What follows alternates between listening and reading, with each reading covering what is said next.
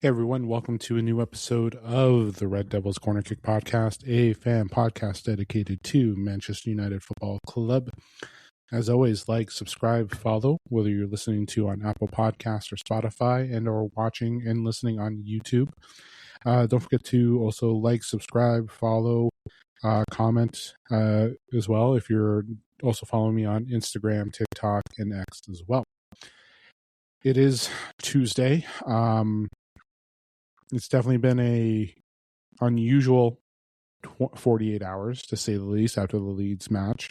And crazy 24 hours if you need to be reminded about what happened with Manchester United yesterday with the sacking of Ruben Amorim.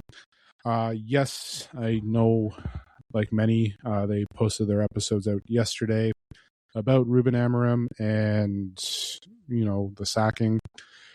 I have said on many times on this episode, I have always been Amorim in. There were the comments that were made Sunday after the game. I mentioned them a little bit in my post-game episode of the match as well.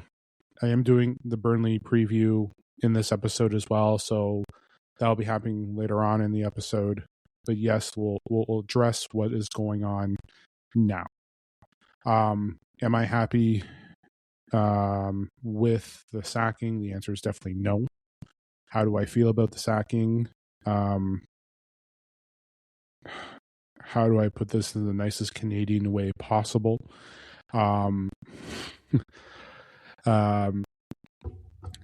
Let's just say that Wilcox, Barada, Sir Jim got called out and the truth, and they sacked them. I was not happy with this decision. I've always believed in Ruben. I believe in what the philosophy of what he was trying to do. We were getting a stronger locker room. We were building something. It is going to take time. I knew it wasn't going to take 14 months. I knew it was going to take at least minimum 3 years to get us into that way, to get everything right. Wilcox, Barada, Sir Jim knew who Ruben Amorim was, what he was about, what system that he wanted. This is all on them. They got called out. Their egos were hurt, and they sacked the manager. In the last 14 months, we'll say 16 months, to say the least. Excuse me.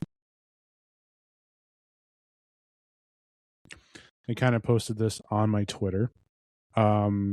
Basically, in the last 16 months, 17, 18 months, they have spent close to probably between 43.5 to probably 45 million pounds in compensation in regards to sacking Ted Hogg, paying the release clause for Dan Ashworth and then sacking him, paying the release clause to Sporting for Ruben Amorim, and then sacking Ruben Amorim. And that's not even including the salaries that they were already paying on for them. So Amorim got paid for 14 months. Ten Hag got extra time, but then got paid out the remainder. So basically, looking at it here, you're looking at basically, give or take, between 43.5 to probably 45 million pounds in money spent, just on that. And then we sack all these people to be cost effective and all that, and then we spend 45 million on those three.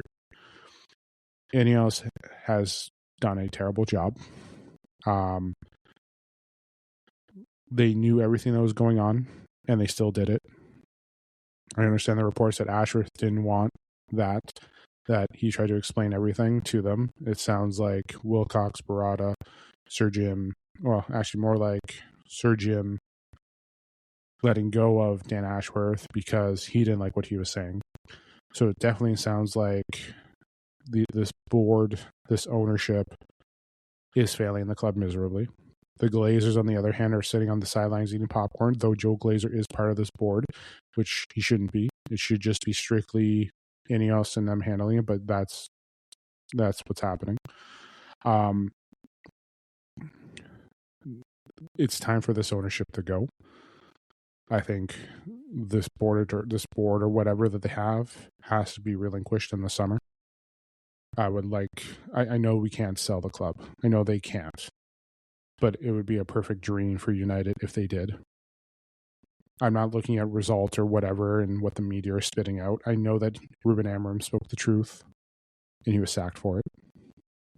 He was honest. He was always there. Even after a win, he mentioned everything. He was always there. There was positives, there's negatives, but he always talked about that there's always more work to be done. Was he always perfect? The answer is no. Were the players perfect? No. And like I mentioned in one episode, I think this was earlier on, and because the thing is, I saw a report today and whatever about Ruben Amorim, one of his practices, that Ruben Amorim could literally go on the field for some of these players, tell them where the fuck they needed to be, and they would still fuck it up. The reason why I bring that up is because there was a mention in a report of a practice where his practices would be like walkthroughs, but he would have to literally pull the player on where they needed to be and do it. That's what's hilarious about it, that I literally had to mention that he would have to drag players to be there to tell them where they needed to be. You can set up a game plan, but if the players just are fucking it up, they fuck it up. For now, I understand the replacement and who they're looking at here. I'll get to replacement manager in a couple minutes. But in the end, this is a failure on the ownership. It is. For how they have everything set up, trying to undermine Ruben Amorim, telling him how to do his things. They knew that he was set for a 3-4-3, which I was okay with. For the longest time, we were asking Ten Hag to get a system and get a style of play. We get the manager that we always wanted to have, that to stick to his guns. Realistically, in the end, as much as I'm talking about the ownership as well, and I'll say something too after this, we praised him for being who he was. We saw improvement. They just look at results. They're just looking at what the whole of 2025 was. I don't care what he did last season. We knew it wasn't going to be, oh, here we go. Yes, we lost the final. We lost. So be it. We lost finals before that. Ollie lost, so on and so forth. Excuse me.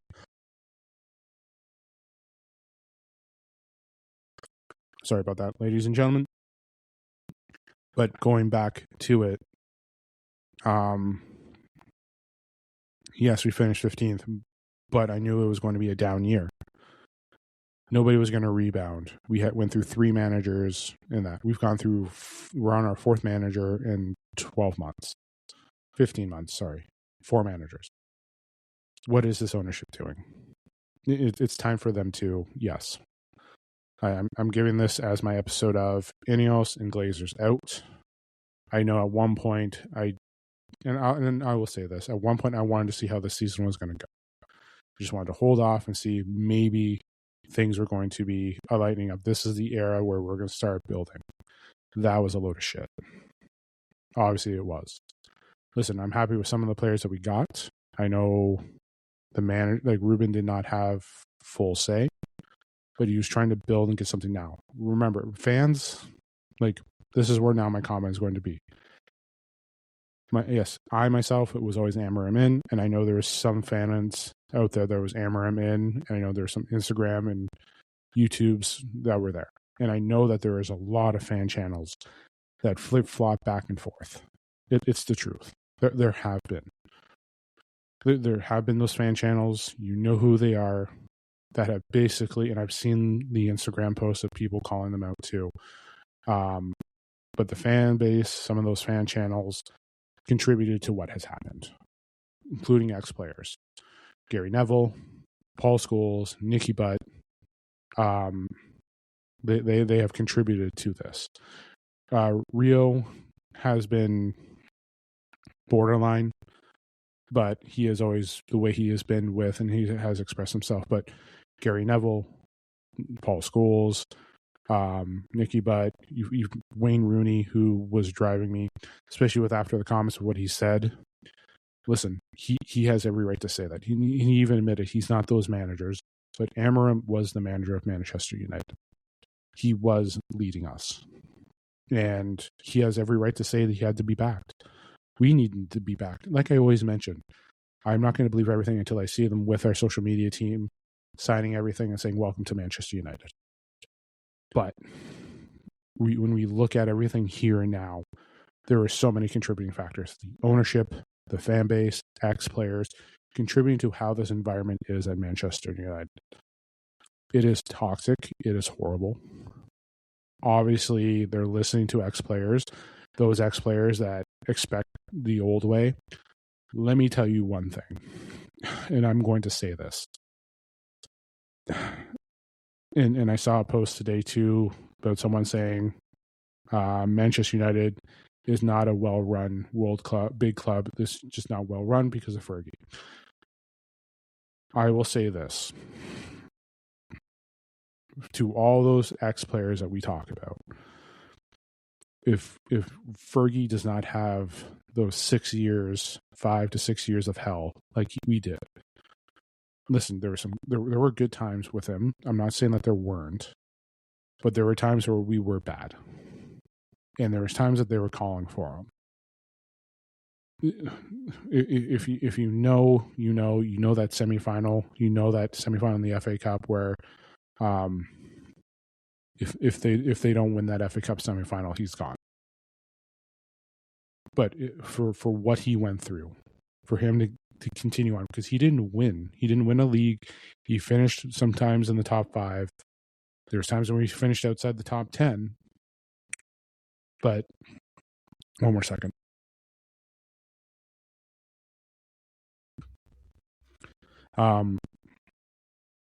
But there was times where he was aiming to be sacked. The fans were protesting to have him gone. The signs were there. And boom, 1992 happens and everything explodes. That doesn't happen without Fergie. Everything that Fergie does from that point on to now, to 2013, for Wayne Rooney, Cristiano Ronaldo, Scholes, what happened with Keane, the reemergence of you having Evra, Ferdinand, all these players, that doesn't happen without Ferguson. Ferguson did protect, after the sale to the Glazers, Ferguson protected the players, protected what he had established. And the Glazers knew they weren't powerful enough to take on Fergie. But the history of the club there's a big history. It's not just the Premier League. It's not just Sir Alex Ferguson. It is Matt Busby taking them from Division 2 back into Division 1, winning the European Cup after what had happened in 58, bringing players like the United Trinity, having success, winning those leagues. That's establishing a culture. Yes, we had an era where we went back to that we were relegated. We dropped to Division 2, come back. People do forget that history before and all that. And I've said this before in episodes. We are the biggest commercial club in the world. Liverpool's success is bigger than ours, especially outside of the Prem. They have successfully won. They have for the way they've won at the European stage. But for us, being commercialized and then compared to being the biggest club in the world, that's not the truth. We are not the biggest club in the world. Real Madrid, you can talk Bayern, you can talk Barcelona, you can even talk some of the Italian clubs, Liverpool. Even right now, the stature of Man City is bigger than, like, the emphasis of it. Commercialized, everyone knows Manchester United. But unfortunately, what we put on the field, especially the last 10 years, has been dreadful. It has. But we were in that purpose there, and that's where the ownership, that's where the fans are coming in. Because the fans expect everything right now. I wasn't expecting everything right now. I knew with Ten Hag, I knew with Ruben, that it was going to take time to fix everything. Ten Hag even said to the players at one point, they were not winning the league with these players. Ruben Amorim said that we were not winning the Prem. They were honest coaches. They were honest managers that we needed to be there, that we had to have. One thing I loved about was him being honest, him talking about the problems, him understanding what needed to be done. We needed him for the long route. And guess what? Here we are for the interim. We're not going to have a new one until the summer. And I know there's talks of having Ollie come back and be that manager. Listen, I'm still 24 hours over. Well, it's well over 24 hours. It'll be probably close to 48 when this episode comes out. But overall, the way things have been handled, especially since Ineos has taken over, hasn't been the best. I was a supporter of having Ten Hag extended. They still backed him. They shouldn't have sacked him. They should let him finish out the season. That way, Ruben would have came in. If they wanted everything to work out well, if they did, then they should have been in control right from day one. This ownership hasn't been in. The way they've handled Nice, from what I've seen and read, it's not working out well. You're hoping for it because, again, Sir Jim is the biggest Manchester United fan ever. I've said that too, but to be fair, I jumped on the bandwagon when they were succeeding and dominating. I was basically starting 2 years after they won the treble. I'll say it. I jumped on the bandwagon. I was telling everyone I was a United fan. The way I am now is not the way I was then. Because again, for me, the way here in North America and everything, the game. But for I'll be honest, I jumped on the bandwagon like many others. It'll be truthful. Man United was the biggest club. When I got there, they were just 2 years removed from the treble when I visited England for the first time. One of the first kits that I bought was a David Beckham Man United jersey. We know, like the band, like again, I was one of them. I have evolved to where basically I lose my mind every time they play, and I've even used the reference. I'll throw my couch to the television, but it is tough to see what is happening. We are united. We have, and I've mentioned that term. We are Manchester United. How sometimes I've hated it because people demand us. We should be demanding and getting the respect. We shouldn't be demanding. When we say that, it's like we're sounding like we're entitled to automatically respect and automatic domination. And I said that in regards to some of those games. So, like, people think because we're Manchester United, we should be walking into it and the team should be failing right in front of us and just letting us score. The answer is no. No, that's not what will be happening. That's not the way the game is. It's not the way the game is now. We shouldn't be walking in and be like, oh, we're Manchester United. You should be letting us control you. No. Players are going to show up and they'll take advantage of our weaknesses. And trust me, the weaknesses are a lot more than our strength. Especially in the last couple of games, depth has been our weakness. We have struggled. Excuse me. I do apologize for the cough. Again, it's a dry cough. Yeah, it's tough to deal with, and I do apologize that all my episodes I've had to interrupt a lot. I use my voice for work as well, so I am consistently talking. So as much as I've been getting over this super flu that's been going around, trying to get my voice to relax and be dry, trying to relax, take as much medication as I can.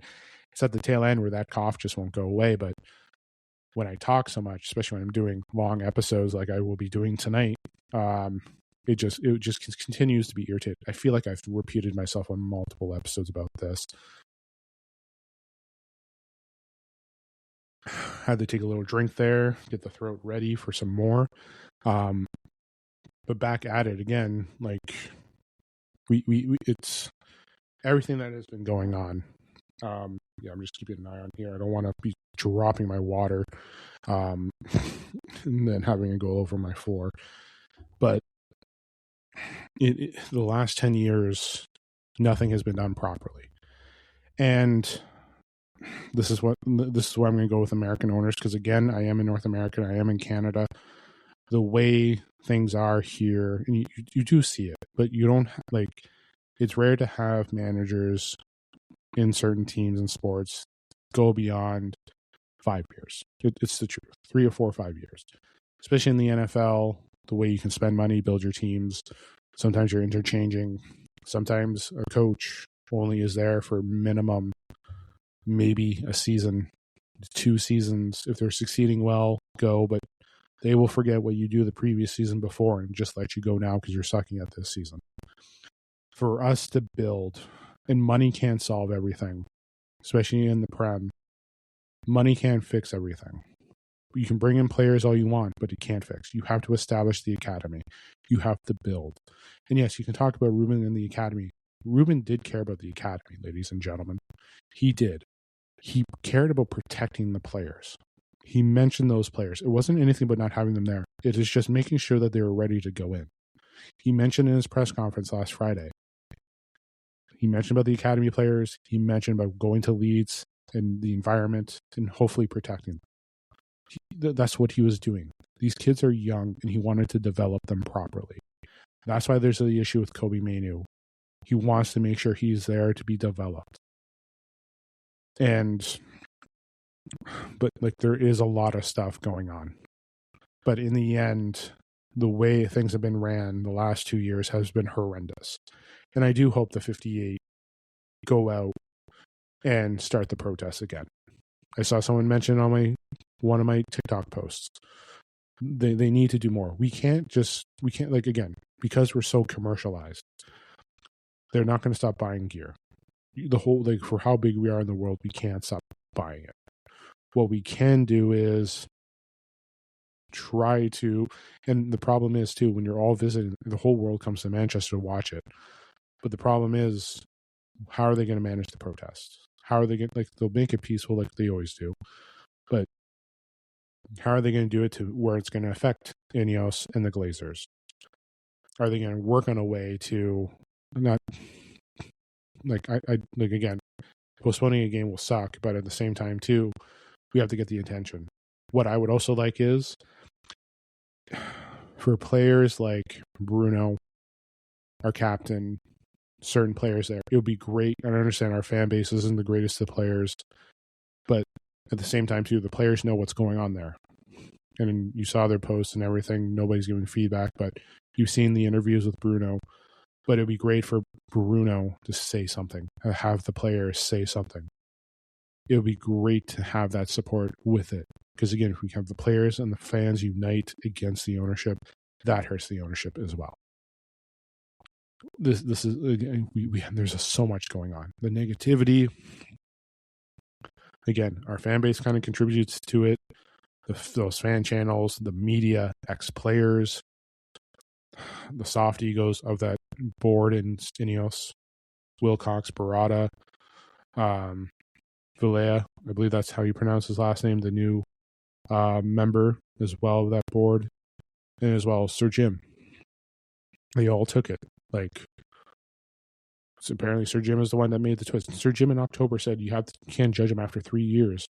Well, apparently you couldn't accept the way he judged you. So apparently you judging him was that you can't handle criticism. And from what I've been hearing reports, that you know little about football. So that's my talk about it.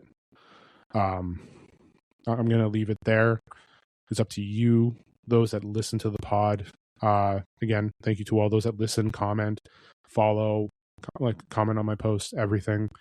It's up to you. It's up to us to find a way. I want Ineos out. I want the Glazers out. I want that board out. I want an owner to come in to sweep it all out. I don't care about the new stadium. I care about renovating the current one. They don't care about the product on the field. They just care about the dollars on their balance sheet.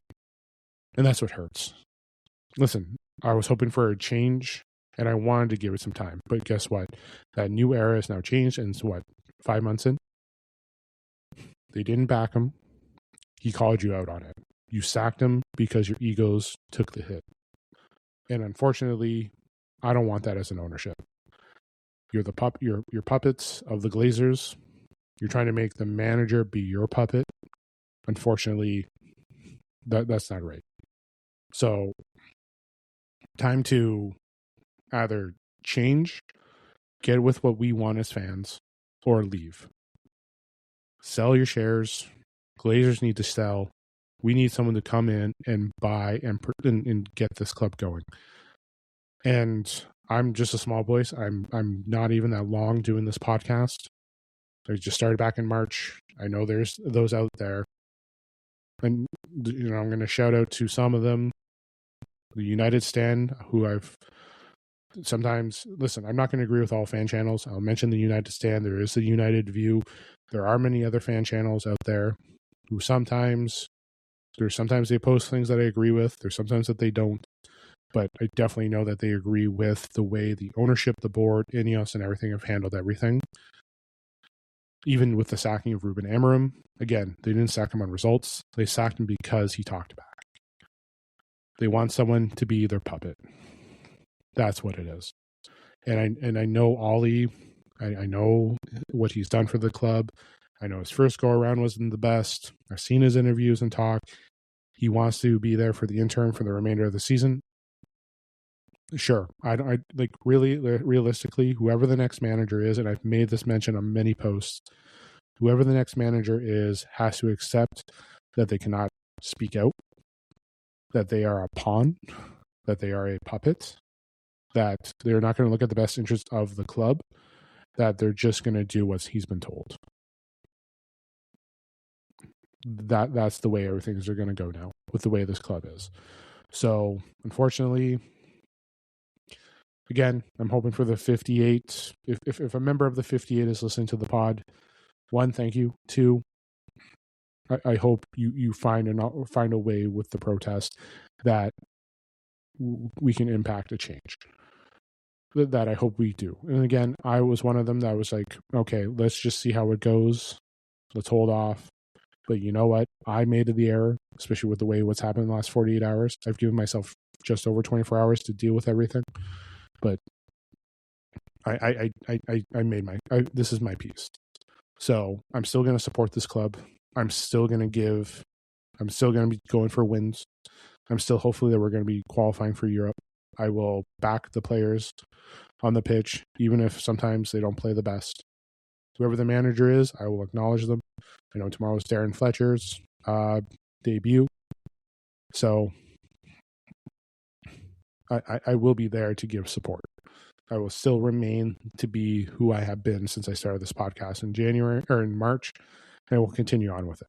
So I know I went long for this discussion and everything that's been going on, but it had to be discussed. It had to be talked about. So let's get into what tonight is. We have a game tomorrow, Burnley, round 2 against Burnley. Let's get into that. Okay. So we're coming off a draw. Our manager's been sacked. Darren Fletcher's coming in. It's not easy going into the transition, so on and so forth. I'm going to ignore the reports. Good news is we potentially have Mount and Bruno back tomorrow, which is great. Chances are they'll be coming off the bench, being monitored, reduced minutes. Listen, first time when we played Burnley, we just scraped by. I'm just going to pull up that last game. Let's just pull up that last match that we produced. That was earlier on. That was what, August? Yeah, that was definitely August. Yeah, it was before we lost to, it was the end of August. Because it was just before the first international break. Listen, it wasn't an easy game. Especially when we were playing it. Again, scoring 3 goals is great, but it took us in a penalty and extra time to get it. This is when the team was starting out. Listen, our team is depleted since this matchup. Again, we're having Bruno and Mount back. Okay. They're going to be monitored. They shouldn't be starting. We don't have Mbuemo. We don't have Diallo there. Masraoui is out, but he was out for that game, I believe, too. Let me just check the lineup for that game. Nope, Masraoui did play. He came on the 85th minute. I think this is when he was just coming back from his injury. Yes, because he got a knock. I believe it was there. Bayender was in net. De Ligt's not there. So it's a question of what is going to happen. Listen, the one thing too is we struggled giving up those goals. We have to bounce back in this game. This game is gonna send a message either way. One, we're lacking depth. Two, the ownership was never going to balance us. That's the one thing I forgot to mention. The ownership didn't decide not to do anything in January too. But we are going to be struggling in this game tomorrow. It's going to be like last weekend. Saying Mount and Bruno's back is great, but having them on the bench is one thing. I don't think he's going to start them. If he does, it's going to be different. Chance I believe we're probably going to see a 4-2-3-1. In that way, we may see a 4-3-3. I know people are talking about 4-4-2, but with the way the players that we have here, it's going to be different. So, like I said, Mount and Bruno will be on the bench. We'll have Cunha. Xerxes should be starting again. Listen, Burnley's at the bottom of the table. They have been struggling.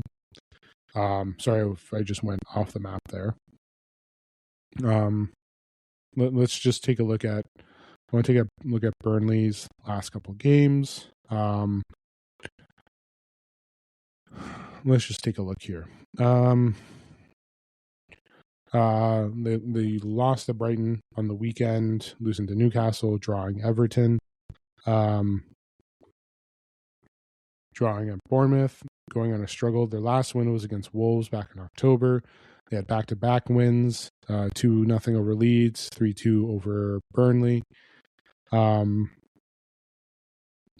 then, them beating Sunderland, having some big losses, some close ones, drawing Nottingham Forest, just losing 1-0. So, as much as they have been struggling, so have United. Yes, the games haven't been the best. We've been drawing. We've been drawing because of lack of depth. Will that be? It's going to be different. It's not going to be the same as it was when we played them. When we first played them, we still struggled. This is at the beginning of the season when you have all the players getting familiar with each other and you're slowly developing. I think this was our third game. And this was coming off of when we last played Burnley. This is when we were just coming off of how do I say it politely, a fucking humiliating defeat to Grimsby. That's where I would call out some of our players from that game, where I said Grimsby wanted it more, and damn right they did. It's the truth. They wanted it more than us. But that's when we struggled. Losing to Arsenal, draw to Fulham, losing in pens to Grimsby, and then we get our first win. Yeah, it was great. But then after that, from the international break, we lose 3-0. So that was a massive struggle. It was. The win was great because it didn't even really redeem us from Grimsby. But since then, we've evolved better. Like the Brentford loss reset us, coming away with a win at Sunderland, winning at Liverpool, winning at Brighton, drawing against Nottingham Forest, Tottenham. If you really look at it here, since that Brentford loss, since then, carrying forward, we've only lost twice. We're sitting in 6th. We have time to move up. I'm sorry, I'm getting off topic because this should have been included in my first section. So, I do. Yeah, we've been successful, but that shouldn't matter. We have it. One thing going into this match tomorrow is how do the players respond? Are they going to get a manager bounce? I don't know, because once Darren Fletcher does his one thing, we're potentially having a new manager coming in. Fletcher might be just managing tomorrow and then Sunday in the FA Cup, but after that, we'll have an interim for the rest of the year, potentially, and it might be Ollie. So we will see. But listen, tomorrow will be a struggle. I will say it. I'll say tomorrow will be a struggle. I don't know if there will be a manager bounce, because everything that Amorim tried to do is now gone. The holding the players accountable and everything, I think that dies. I think that died. I think tomorrow we will see whatever the players want to do tomorrow. This is me kind of calling out the players, and I think it will be a struggle. It will be. As much as we have Bruno, Mount, and everything, I think there's going to be a struggle. There won't be any players held accountable. Everyone's going to be like, oh, but it was all Ruben. No, like, this is going to be a struggle tomorrow. And if they win tomorrow, people will praise Fletcher. If they lose tomorrow, they'll be just reminding them that this was Amorim's team and Fletcher he just came in. Like, I'm still going for the win, like I always do. But I'm going to say it's just going to be as bad as when we beat them the first time. It will be an ugly win. It will not be a controlled win, I don't believe. We still don't have much depth. Bruno and Mount are coming back from knocks. Xerxes, I do expect to start. But we won't see any academy players. I know people are making jokes that the Fletcher brothers will be starting tomorrow, but that won't be. But realistically, what my lineup is going to be tomorrow, Lamens, Net, Delo, Martinez, Heaven, Shaw is your back four. Going with a 4-2-3-1. Casemiro, Ugarte to start. Dorgu, Xerxes, Cunha, and Sesko. That's what I'm going with. That's what I believe. Like, that's experience right there. That's the best options as of right now. But yeah, it's not. Tomorrow's going to be interesting, and I'm being negative, and I don't want to be, but tomorrow will be like, to me, I feel like it will be a struggle. It has nothing to do with the Amorim losses, because we've been struggling in our draws. We've had lack of depth. We have lack of quality players. The injuries have hurt us. Those two of those players are back from injury, but they're not at full 100%. Bruno looks like he forced himself or forced those to say, hey, I'm good to go. But it's just a matter of who turns up. Either way, there'll be a message there somehow in the game talking about, and it's going to be reference to Amorim and all that. Listen, it's tough, because now I feel going on, especially with a game like this, that everything that Amorim tried to get into that locker room will now dissipate. That's just my feeling. And again, there's, yeah. So, listen, I'm going for the win. I believe that the team, they should be able to show up tomorrow. It's going to be like the first game, I believe, very similar. I don't know how successful the manager bounce is going to be, if there is going to be one. Yeah, I'm going for the win. I believe they can win, but how the method of the win is going to be is up to them, up to Fletcher, up to the last 24 to 48 hours. But it is just, yeah, to say the least. When I did this preview, I tried to be a little cheerful, but I've let what I did in the first segment carry over to this, and I do apologize. But yeah, the players, it's going to be a struggle tomorrow. Even if Ruben was there, I still would have said it would have been a little bit of a struggle anyways, because the depth. Having Bruno and Mount, again, would probably give me a little bit more oomph, and it does. But realistically, it's yeah, it's what's going on. Like, it's here we are. So yeah, so I'll leave it there. I feel like I might go into more of a negative spiral as I do this preview, but listen, I'm going for a United win. I believe they can win. They have to fight it out. Again, the struggle will still be. I think there is going to be a struggle tomorrow. I'm not going to leave that there. The passing, the movement of the ball, carrying, like it all has to work out. Getting Sesko into the back of the net, I would love to see that. I hope Aiden Heaven is starting tomorrow. It's a big challenge for Darren Fletcher tomorrow. So we'll see how it goes. We'll see what he does. But there's a lot of things that we're wondering what's going to happen tomorrow. So hard to say, but I believe this will be like similar to the last Burnley game. Hopefully it's not in the extra minutes where we have to win with a penalty. I hope that we just were able to score and close it out. But we will see. We will see. So I'll leave it there. As always, like, subscribe, follow YouTube, Apple Podcasts, Spotify, follow on social medias, Instagram, TikTok, and X. Listen, this is Manchester.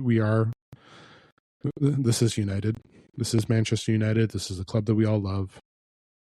It has been a tough 48 hours. Please do not let the stuff that's been coming out, the spin about it, and forget what the Glazers and Ineos have been doing. They have made a mess. And this is now even worse than what it was last year. Because now when you look at it, millions have been spent on a screw-up that they've done. And I'm not saying Amorim was a screw-up. I believe he was the right choice. I believe them trying to build something was the right one too. The idea was there, but them executing it was a complete failure. It was. And the money that they spent, everything, it has just been a complete, utter mess. And like I said, close to between 43.5 to 45 million pounds just spent on Ten Hag, Ashworth, and Ruben. I don't even know what they paid out in regards to Ruud van Nistelrooy. They're going to be spending money too. Like there's going to be money spent. So we'll see how it progresses. But don't let the spins in the media and everything there. Amorim wasn't sacked because of results. He was sacked because he called out this ownership. And I'm happy with it. I just spent 28 minutes talking about this and calling them out. And I hope everyone looks to that. As much as we know we have an interim and I don't know, but going forward, I'm still going to do what I do. Talk about this club, post-game, everything. And we know there's going to be no January, so there's no point in me even talking about those transfers that I projected. So we'll just leave it there. I'll just talk about this, some news that comes up. I'm not going to, like, manager speculation, that won't matter until the summer. If Ollie's here, he's here. I'll talk about Ollie, so on and so forth. I'll talk about the game, what I didn't like, what I don't like, what they should have done. Like, it's the same that I'm going to be doing if Amorim was still here. But at this moment here, Amorim's not, and the project has gone backwards. The 2028 win the league is now taking a hit. We're supposed to be like, the phase is done. They're not going to win the league in 2028. I'll say that now. They haven't prepared anything. They're not going to be able to do anything. We'll be back here. I'll say if we hire the new manager, we'll be back here at Christmas, because I guarantee it, the way this board is, the way this ownership is, they'll be listening to those ex-players and that small amount of fan base that thinks that they speak for all of us, and have them sack another manager. They'll be sacking the puppet who is ever there. That's what it is. The next manager is going to be a puppet. So, yeah. So, yeah, listen, enjoy the match tomorrow. I'll be back with post-game.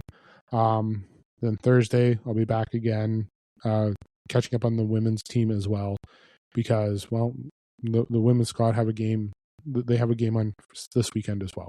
So they're back. So lots to talk about. So Once again, like, subscribe, follow, whether on YouTube, Apple Podcasts, or Spotify, as well as Instagram, TikTok, and X as well. Enjoy the rest of your night. Enjoy the match tomorrow. This is the Red Devils Corner Kick Podcast. Glory, glory, Man United.